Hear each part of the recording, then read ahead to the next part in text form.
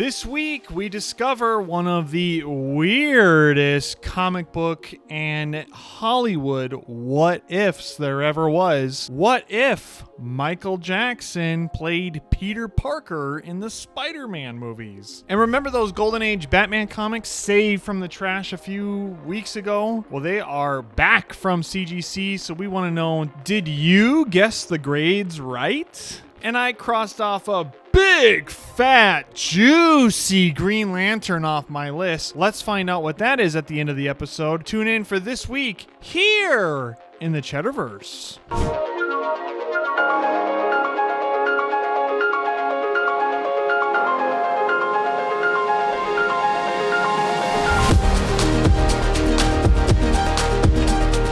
Welcome to episode 18 of the CheddarVerse, the episode that can officially vote, smoke cigarettes, and can finally go on Pornhub. This is the episode that can do it. Thank you for joining us. We are Cheddar Comics. We buy and sell comics all day, every day. Be sure to find me on Instagram at Cheddar_Comics for live sales, claim sales, post auctions, all the good stuff.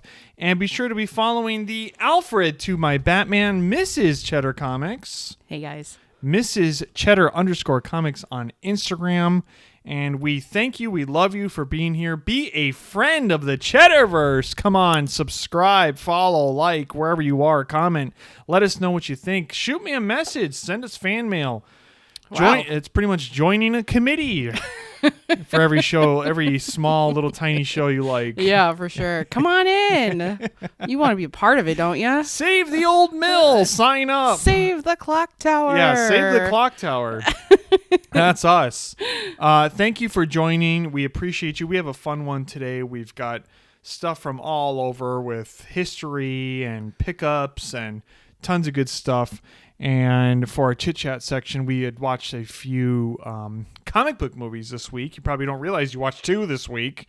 It was Father's Day was on Sunday. Oh yeah. And the week before you and I wanted to watch Batman 1989. Yes. We watched it one night. We went to bed and we finished it the next day. But our 5-year-old was like, "What's this?" And we're like, "This is Batman 89. We don't know if You'll like it. you can take it." Yeah. And it was good until the end. Yeah. And they get up into the church tower. Yeah. And she kind of freaked out a little bit. Yeah. But who doesn't?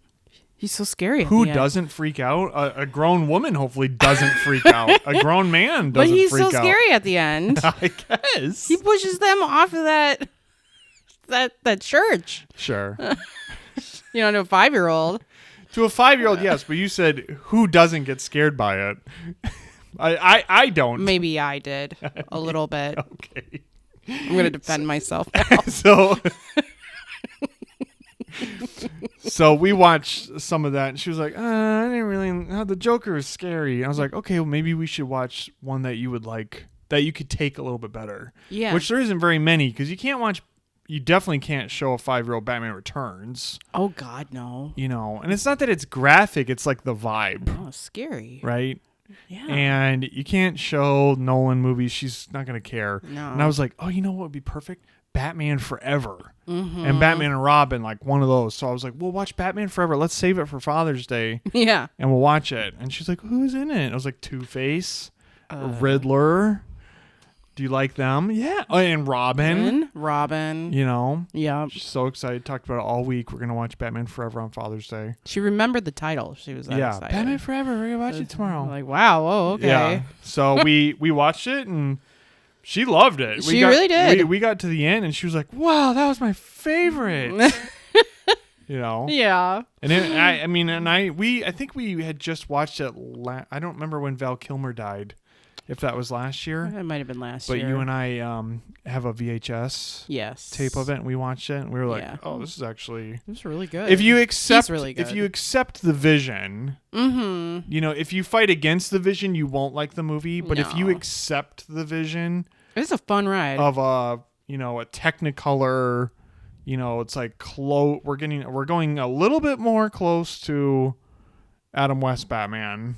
Oh, yes. But it still has a lot of the visual look that Burton implemented. Yeah. You know, and I like Val Kilmer, and Me too. I thought he was a great Bruce Wayne and Batman. And the cast that they got for that movie. oh my God, Nicole Kidman is like the Babe. Yeah. You know, and then Tommy Lee Jones is Two-Face. I don't even know how they got that. I don't either. And Jim Carrey is at it's 1995. He's at his peak of his powers. He's the best part. He's so fucking funny. It was just, if you accept it for what it is, it's great. Definitely. You know, and it was one of the first for me. You know, I was born in '88, so when I was growing up as a little kid, there was a lot of Batman '89 like merchandise and toys. Like I had a lot of that, but I didn't watch that one a lot. Yeah, no. And when Forever came out, you know, you and I were both like 7. Yeah. You know, I was a little bit too young for Returns. Yeah. You know, but I remember Batman Forever, and I remember getting the CD. It was one of the first CDs that I got. Wow. Because Kiss from a Rose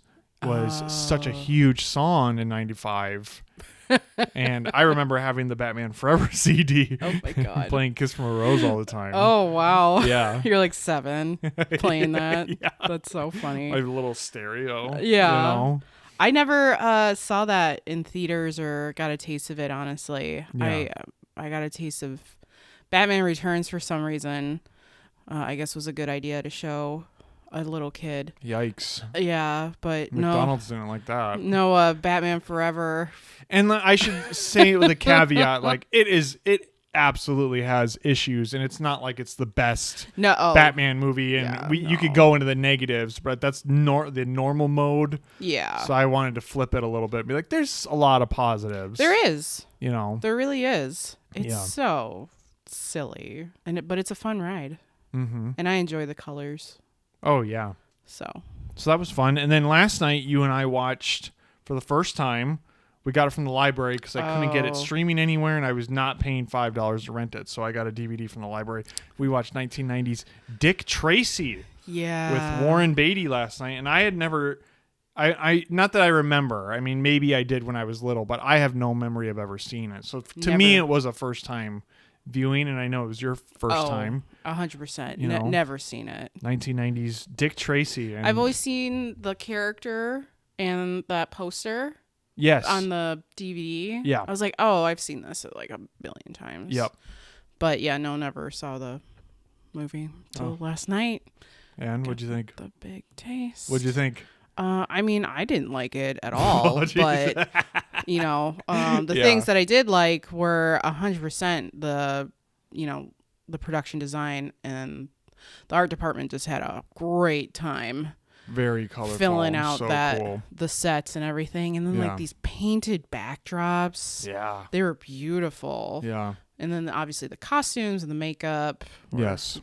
10 out of 10. My review, deeply colorful, deeply flawed. Yes. You know, I was like, there was like no Dick Tracy character development. He just is there, and I guess I'm just supposed to know who he is. I don't even think they said he was a cop for 20 minutes. You definitely, it's like the movie is in on itself. Like, you know who these characters are. Yeah. We don't have to tell you who they are. Yeah. It's like, you know what, the makeup. Oh my God, like I'm going to show a picture of little face. Yeah. Flat top. Lips. Big boy. Prune face. Another one of the cast was like James Caan, Dustin Hoffman, Al Pacino, Warren Beatty, Madonna. Yeah. You know, it was just crazy. Yeah. You know, I love the makeup. It was like all the art departments were the best. Yeah, they that was the reason to watch it. Yeah, they were given material. Yes. Obviously. Not the script. Yeah. But yeah. But I'm glad we've seen it, you know. Oh, me too. And back to the library it goes. Oh, there it goes. Goodbye. This is Tales from the Sales. This week's Tales from the Sales. You'll have to go back a couple episodes ago. I do not remember the number. Show the number here, editor. That's the one.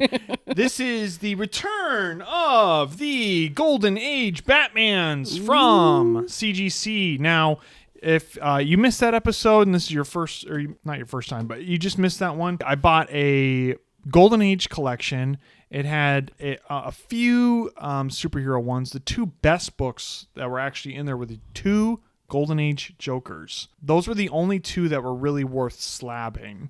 because the slabbing doubled the price, like, or it would add to the value like 40-50%.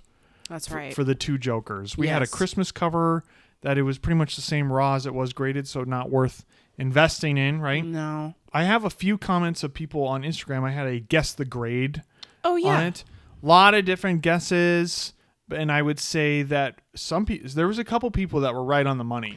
Were there? Yeah. I was going to ask. I looked today, and there was a couple people that got it exactly right. Ooh. Most people thought that they would be hopefully a little bit higher. Some were a little bit lower. Yeah, of course. And my thing about this too is for CGC, I don't remember if I talked about it in the other one. I'm personally not a big CGC person as far as the business goes, and also for my personal collection, which usually my personal collecting taste dictates into the buying, right?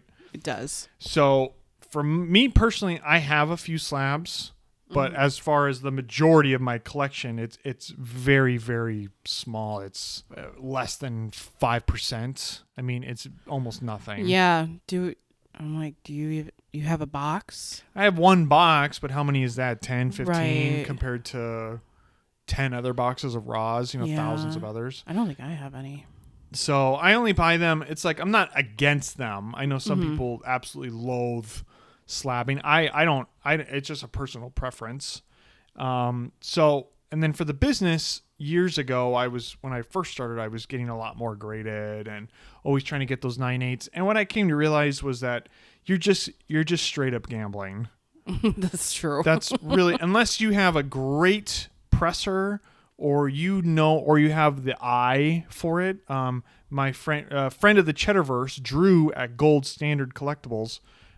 He has the best eye. I'm jealous of his eye because he can look at a comic and on a picture online, an auction or eBay, and he knows if it's going to be like, I mean, he's so good at it. I wish I had his level of skill. Quite a superpower. I don't have that level of skill, so I just always was getting burned and, I just had a lot of bad experiences. So like last year, I think I slabbed 2 books for the whole calendar year. Yeah, that sounds right. And this is my first submission this year with CGC. Yeah. Oh, okay. So, and that I haven't done anything since last August. So. Oh, wow.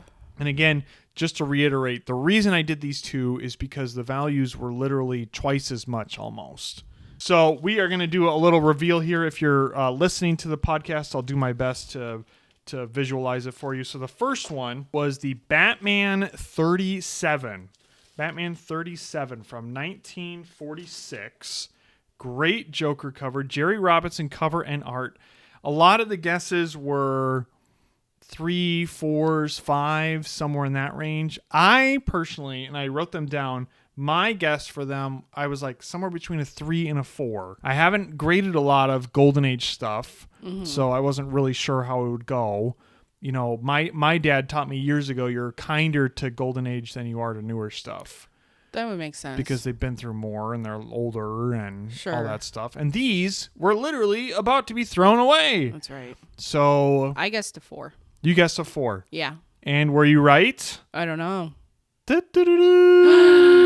Batman 37 CGC 4.0. Wow. Came back. And you know what my favorite part is? Killer. White pages. Ooh.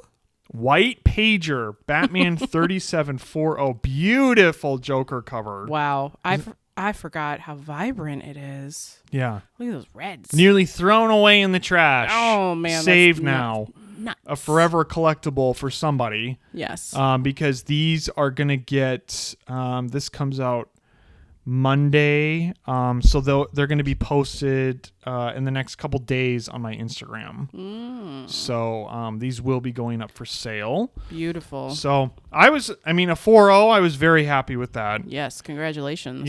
So just to talk a little bit about the money side and the business side, because this is Tales from the Sales, right? If I had sold this before, which many people were trying to buy it from me raw, and I had to explain to them, I was like, I can't sell it to you raw because it's half the price. Right. So this book, the Batman 37 in a raw, so if we didn't have it slabbed, sold for $800. The last CGC 4.0, the exact same grade, but the only difference is we have it in a plastic CGC slab with the grade. The last sale on this was $15.86. Wow. So if I had sold it to those people beforehand, yes, I would have gotten the $800. I had to put in, I had to invest another $125. Each or? Each. Okay. So to get it fast tracked and get it backed and all that stuff. So, if I had sold it for the 800, or if I sold the 800 plus the 125, let's say I'm still way below 1,500. Yeah. You know what I mean? A lot of great guesses on that, which was cool to see from the community. Everybody knows what they're doing, which is great. I want to be careful with that. Now, the big one, that was the lesser of the two. So the Detective 118, another Joker cover. This one, again, from 1946. This one I had very high hopes for. So this was the nicest book out of that entire trash collection. Trash meaning it was about to be in the trash. Not that it was a trash collection. Right. Like these were almost garbage. Yes. Right? This book, the Detective 118, was the nicest grade of anything. The nicest grade out of the entire collection happened to be a Joker cover. Thank the heavens for that. For me, financially. Yes. That was like, thank goodness. That never happens. Whatever the nicest ones are always the most beat up. Like the Invincible collection. Yeah. I'm looking at all the two best books. The last issue had a huge rip in it. It was the most expensive one. And then I have this like number 50 second print that's like the second biggest book. Oh, but it has big stains and water spots on it. Like, damn it. So anyways, Detective 118, a lot of guesses. This one was all over the place. Oh. Some people guessed 5, 6, 7, 8, 9. 9. One guy said 9 too, and I was like, that's crazy. That's but I was like, I hope you're right. Yeah, me too. I hope I'm wrong. I was really hoping for a 7. Yeah. Is what I was guessing. That's what I was guessing too. And so the Batman 37 I was a little happy with. This one, just a tad disappointed. It came back a 6.5, still a beautiful 6.5 copy of Detective 118. Again, white pages. Nice. White pager on this, guys. Wow. Joker appearance, Dick Sprain cover, gorgeous colors. Wow. Gorgeous colors, right? I mean, yellow. So very cool. Just a tad disappointed with this one, but that's only half a point. Yeah. It can't be, too much disappointment, right? Yeah. So this one, again, just to go over the numbers, since we're in the numbers game, a raw Detective 118 6.0 raw. There was no 6.0 raw sales. Wow. The highest I could find on Cover Price that has that sales data, it didn't go above a 4. Oh my gosh. There was no sales data above a 4. Oh. And a 4 sold for like 800 or 900. A CGC 6.5 sold for, last sale on it was 2,900 on a 6.5. Holy cow. So in this instance, will grading make me more money? Yes. Did it cost more money to get these slabbed? Yes. But was it worth it? 100%. The grades, I think that I'm very happy with them. Yeah. Of course, would you love to have seen some crazy ones like a 8.0 or something? Sure, of course. 9. Yeah, 9.2 guy. Like that one guy. Everything's disappointing now because he said 9.2. Yeah. But overall, the fact that, again, these were about to be thrown in the trash and are now going to be encapsulated, protected, and will be put up for sale and be in somebody's collection, that will really love them. Absolutely. It's really awesome. They're very special. This is a moment in comic history. Did you know that Michael Jackson once tried to buy Marvel Comics so that maybe he could play Peter Parker in a Spider-Man movie? It sounds like a comic book what if, but according to Stan Lee, it really happened. Michael Jackson was a huge Marvel Comics fan, but there was one character he loved more than any other, Spider-Man. During the 1990s, Michael became interested in acquiring the film rights to Spider-Man, so he met with Stan Lee to discuss the idea. And years later, Stan Lee recalled that he got the impression that Michael also wanted to play Peter Parker himself, although Michael never directly said it to him. After Stan explained that Marvel probably wouldn't sell just the Spider-Man film rights, Michael reportedly had a different idea. Quote, "Then I'll buy Marvel Comics." Stan Lee later said the two began discussing a plan. Through Stan Lee Media, Stan's company, Michael would help acquire Marvel Comics, while Stan hoped to once again play a major creative role in shaping the Marvel Universe. The proposal eventually reached Marvel chairman Ike Perlmutter. According to later accounts, the asking price was $1 billion, and the talks ended there. But that wasn't the last time Michael Jackson tried to land a Marvel role. Years later, X-Men producer Lauren Schuler Donner revealed that Michael seriously lobbied to play Professor X in the first X-Men movie. When she explained that Professor X was an older, white British man, Michael reportedly replied, "I can wear makeup." He even showed the producers his transformation in his music video Ghost to prove that he could pull it off. And of course, the role ultimately went to Patrick Stewart. Although history took a very different path, one that eventually led to the Marvel Cinematic Universe, it remains one of the greatest what-if stories in Hollywood and comic history. What if the King of Pop became the King of Marvel? That's today's moment in comic book history. Sorry. I know that in the whole time. I was really proud of that line. I was like, oh, I felt like a really good writer. Oh my God. What? Oh my God. So we just watched that Ghost music video not too long ago. Yes. So I'm like remembering. Yes. I was like, wow. Yes. No. What? So we had just watched that Ghost music video. Yeah. So I was remembering, like, yeah, they put him in like full mask makeup. Yes. Like, not like what I was picturing, which was like just putting some makeup on Yeah, his he was like an face. old white man. I think he's the principal or something. Yeah, like I didn't recognize him until you were like, "That's Michael." I'm like, "What? Yeah. Why?" Yeah. Oh, it's because he wants to be Xavier in the X-Men movies.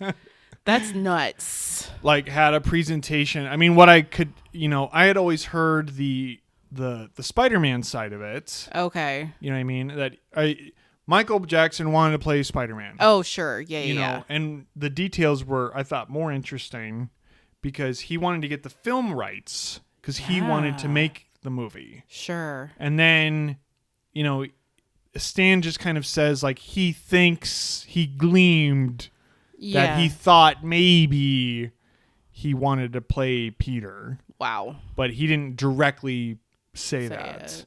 So then they come together, which I'd never heard that part, and created a plan through Stan Lee Media that we will bring this to Marvel. Wow. And you'll get what you want, and Michael was like, and I'll put you back in power. Oh, okay. Because I was gonna say, like, what's in it for Stan? Yeah, like you're the great creator. I'll put you back at Marvel. Oh, okay.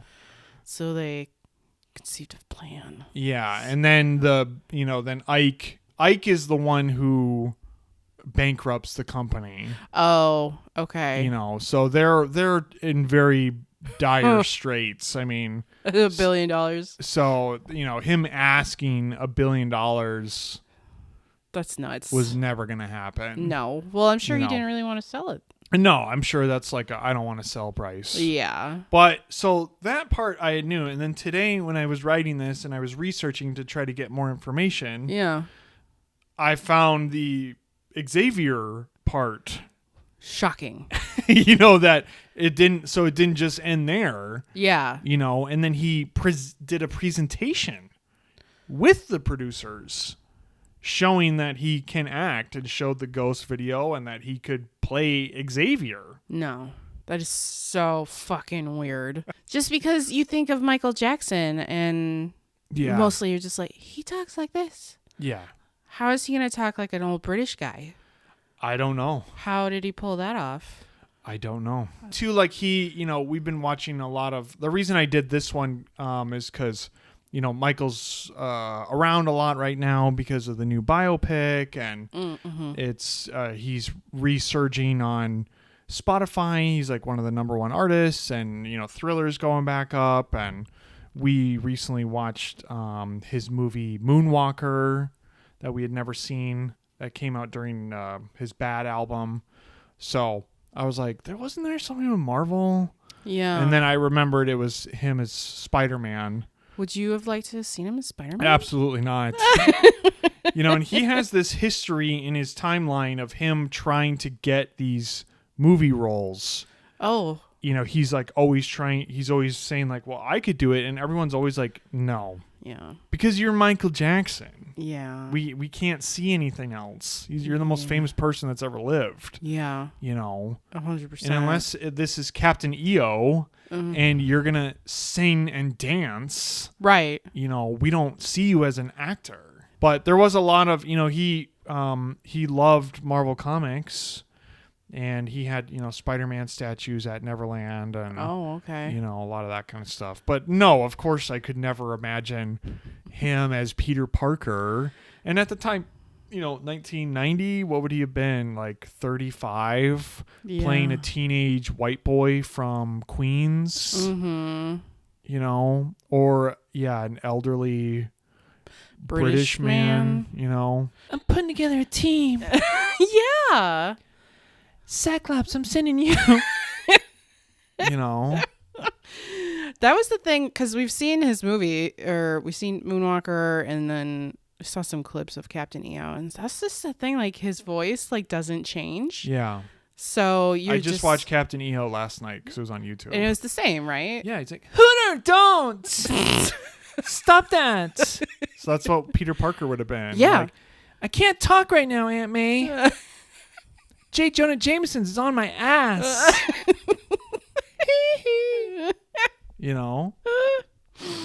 Cool. What's this webbing? Tee-hee. I call upon the powers of the X-Men. Woohoo. And I like Michael, but I don't, having him cross over into the Marvel Comics universe would have been very weird. I feel like he would have done maybe a good job at directing like comic films, because I'm sure he related to a lot of the characters. Yeah, oh, sure, absolutely. Like the X-Men is a good the outsider one. Thing and all that. But the acting is the part he just has this thing where it's like he doesn't see him. It's like we see him. Yeah. As like the most famous person musician that ever lived. Yeah. And he's like, why can't I be Peter? Like, no way. No one could ever see you as anything else. Definitely not. That's insane. Yes. And those are just I tried to find out if there was more. Yeah. But that's all I could get on record. Sure. And thankfully that didn't happen. Thankfully, we got the Tobey Maguire Spider-Man movies. Oh my God. And the Hugh Jackman. But movies. I honestly think that, he's such a huge creative that maybe writing and definitely directing would have been a much better suited role for him if he wanted to do that. But yeah, of course.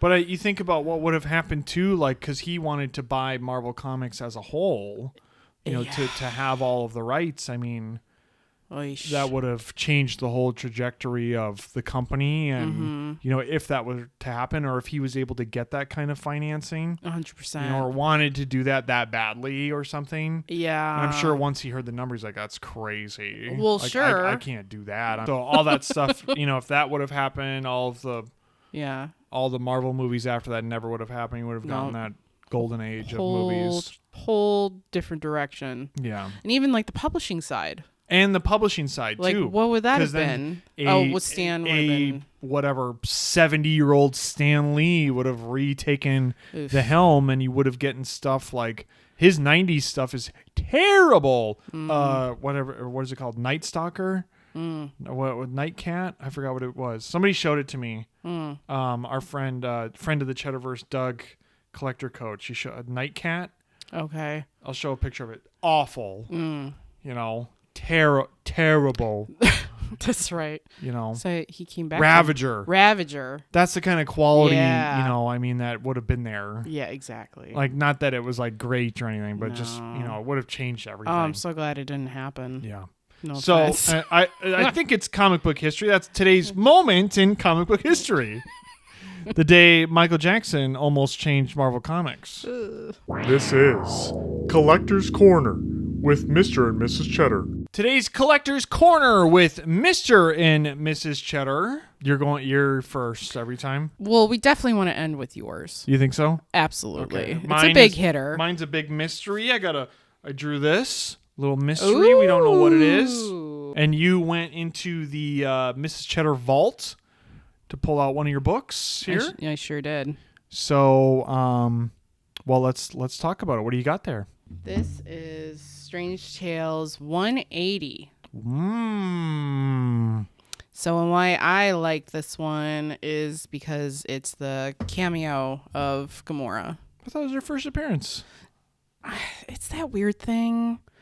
It's like she's in a couple panels, and then her full appearance, I guess, is the next one. What? Yeah. I didn't know that. That's changed. Oh. That's changed that's changed underneath me. Oh shit! I'm sorry. That's always been her first appearance. Oh, I mean, that's what I just read. Maybe Google was wrong. Oh no. All right, keep going. But I obviously was introduced to Gamora from Guardians of the Galaxy movies. One of your favorite which is Marvel one of movies. The first one is one of my favorite. It's probably my second or third favorite Marvel films. So I fell in love with Gamora, of course, right away because she's total badass, assassin, can take on anything. And what I found out is that in the comics, because Jim Starlin created her, that she is considered one of the deadliest, or is the deadliest woman in the galaxy. That's cool. You can just make that up and say that. Yeah. I was like, okay, I'll take it. So that was one of the reasons why I really wanted this comic book too, because I really like that idea. This is the first appearance of Gamora. Everybody says it. Oh. CGC, My Comic Shop, Key Collector. Well, then what the fuck? Well, then what's 181 then? I don't know. Your research is flawed. Sorry. Oh, all right. Well, cool. Great. Oh, no. Yeah. I was just checking. Because, that's happened. There's plenty of cameos that become first appearances or a first appearance that becomes a cameo later. Like Amazing Spider-Man 299 and 300. Like McFarlane always says 299 was the first Venom. Mm-hmm. And somewhere along the lines it changed to 300. Oh, okay. So I was like, oh no, did that happen to that? Oh, okay. It didn't. So, yeah. It's all right. You got her first appearance. Yay. First appearance. It's still the one you like. Good. That's the one I would want. So, I mean, nothing too crazy. It's just like I enjoy the character. She's a total badass. So what this segment is, what I would, would ask is like, who is it? It's Gamora. Why do you like it? What resonates? What about Gamora do you like? Either from the movies or the comics. What I like about Gamora is that she's on this one path because of Thanos's manipulation. And then she is strong enough to step outside of that and kind of look at herself and say, I'm not going to do this anymore, and becomes like a good person. Mm-hmm. And in the comics, I guess she'll fight with Adam Warlock. Yeah. A lot. Gets that little turn later. Yeah. So I really think she's a great hero to admire. That's cool. Yeah. That's great. Yeah. So that's why I like Gamora. That's great. Yeah. That's it. Awesome. On to you now. You're just like, get on to... Just get on to yours. What do you mean? It's not like it's a big deal or anything. Yeah, no. It's not like it's a huge deal. It's a huge deal, actually. A book that has been gone for 20 years returns to the collection. A day waiting. Oh, wow. A day in history. Oh, boy. We got a whole thing. A day remembered for a millennium. Stuff like that. Wow. Keep going. I can. Oh. One age ends and another age begins. The age of the complete run of Green Lantern. Whoa. And now I will recite his oath. Oh, no. In bright. You don't got to do that. We all know what it is. Do you? Yeah. You tell me Green Lantern. We all know what it is. I want to hear you say Green Lantern's oath. Go. In brightest day and blackest night, no evil shall escape my sight. And that's all I remember. That's half of it. You know the rest? No. You finish. I can't. Now you go. See, I said the first. Now you go. No. We started again. In brightest day and blackest night, no evil shall escape my sight. Let those who worship evil's might beware my power, Green Lantern's light. Where the rain beam. Anyways, so if you've been following the journey on the Green Lantern hunt, I'm on my Green Lantern kick. I have my Green Lantern figure here. I picked up this Friend of the CheddarVerse 6 treasure chest. Picked up my brand new Super Friends Sinestro action figure living on my desk. Super fun. And I bought the GRAIL of the year so far. The big one. The best one. The best one it could be. What is it? Da da da da! Green Lantern 1! Doo doo doo doo doo doo! Hit all the... It's finally here!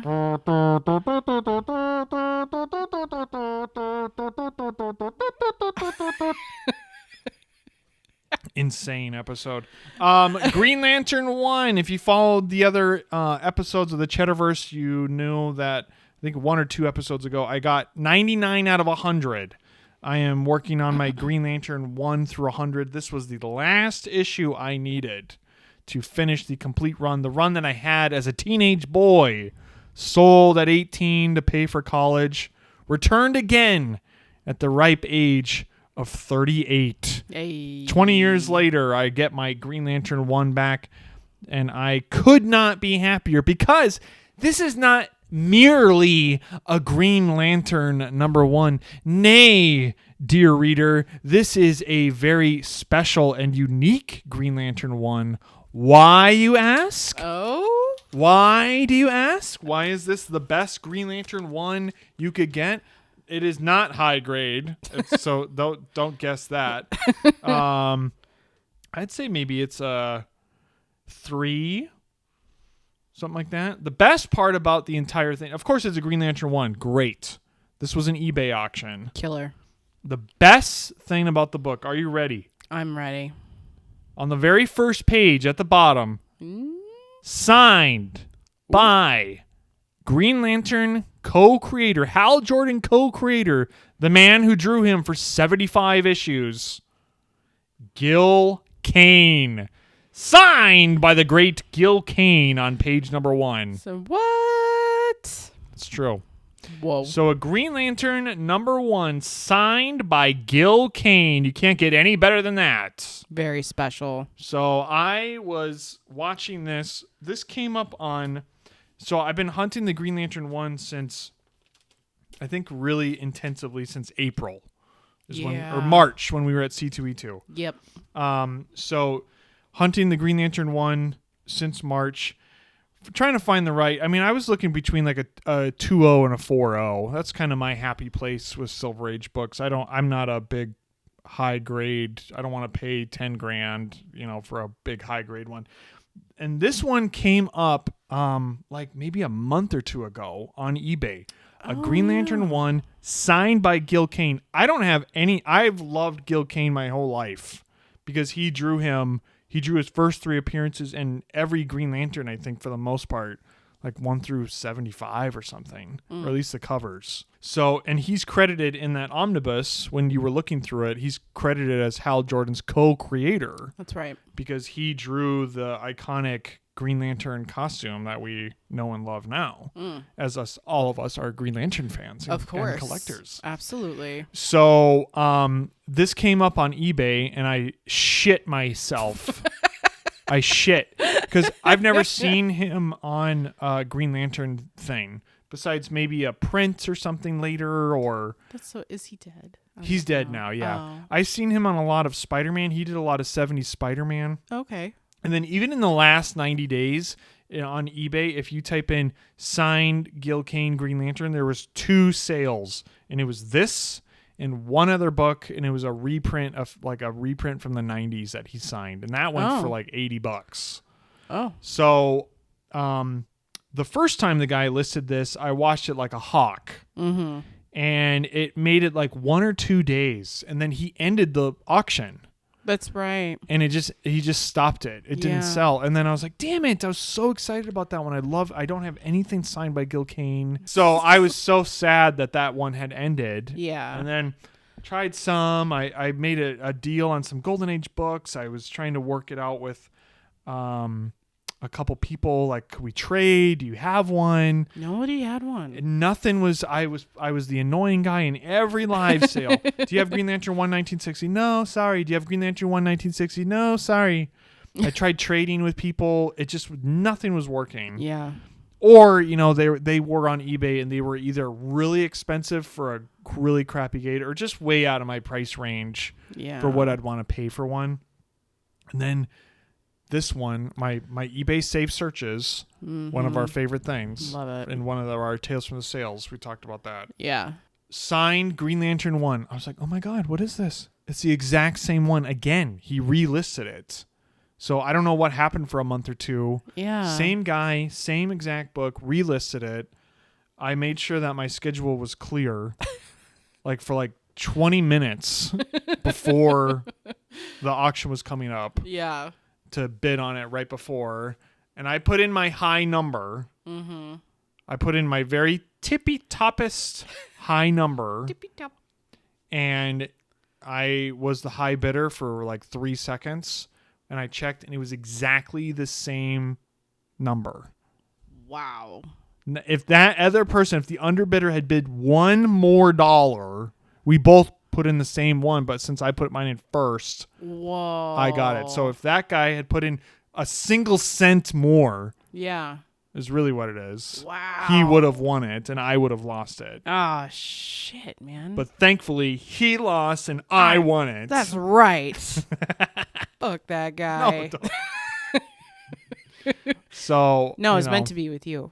That's 100%. How I thought the whole time. I was like, who would want this more than me? No one. I want it. I want it. So incredible. I mean, it's the first appearance for key significance. It's the first appearance of the Guardians of the Universe. That's the big thing. It's the first appearance of the planet Oa. Oh. So it's a big, for Green Lantern mythology, that's kind of its key parts. As far as the giant puppet master here goes, he sucks ass and never returns. Really? But shocking. Incredibly hard to get. I only passed up one other decent copy that was at C2E2. That one was $1,200. Yeah. Is his name really Giant Puppet? I think it's Puppet Master. Oh, okay. Yeah. First appearance of the Puppet Master, if you want to count that. I don't. But anyways, I'm so incredibly grateful, and I'm so happy to get to look at this again after so long of not having it as a Green Lantern fan. So now with this, the journey is over. I'm back at the Shire, and I've went to Mount Doom and back, and you can rest now. I can rest now.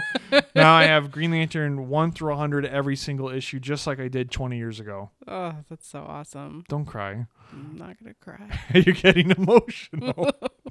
I'm just so happy for you. You're so sweet. It's so awesome. And signed by Gil Kane. There's none. It's nuts because there's just none. You collected all of those, and then you got to 99, and then the very last one is Green Lantern #1, signed by Gil Kane. Yeah. That's how you ended it. Yeah. That's fucking crazy, man.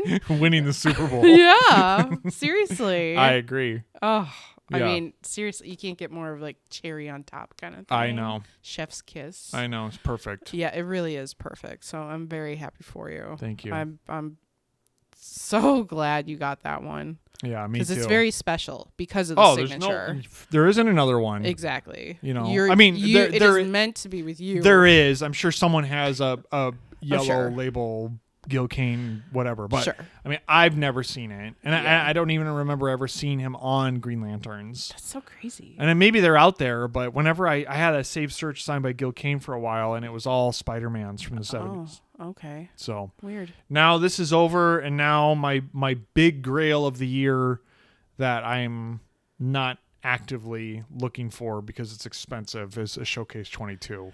Yes. That's my last one. First Hal Jordan. Yes. So, but I will get it back. Well, yeah, of course. And that's Collector's Corner with Mr. and Mrs. Cheddar. Well, that's it for us here today, guys. Episode 18 of the CheddarVerse. We hope you enjoyed it. We love you so much, whoever you are watching, listening. Thank you. We love our commenters most, though. We got to say that. Yes. Thank you, We guys. do have favorites here, and it's the commenters. Make sure to subscribe. Leave us a review on Apple Podcasts. Be a friend of the CheddarVerse. Next week, we're going to start a new thing. We're going to start having friends record video messages to correlate with some of our topics. Mm-hmm. So starting next week, we're going to have friends of the CheddarVerse sending in video messages that we're going to play. So we're very excited about that. It's going to be cool. And so make sure you tune in for episode 19 and make sure you let us know, what was your favorite? Did you know Michael Jackson wanted to play Peter Parker? Mm-hmm. Were you right about the comic grades? Mm-hmm. Are you happy for me with my Green Lantern 1 signed by Gil Kane? And be sure to like, follow, subscribe, all that good stuff. And be sure to tune in next week for episode 19. Same Cheddar time, same Cheddar channel. Bye, guys. Bye, guys. This has been a Cheddar Comics podcast. Tune in next week for another episode.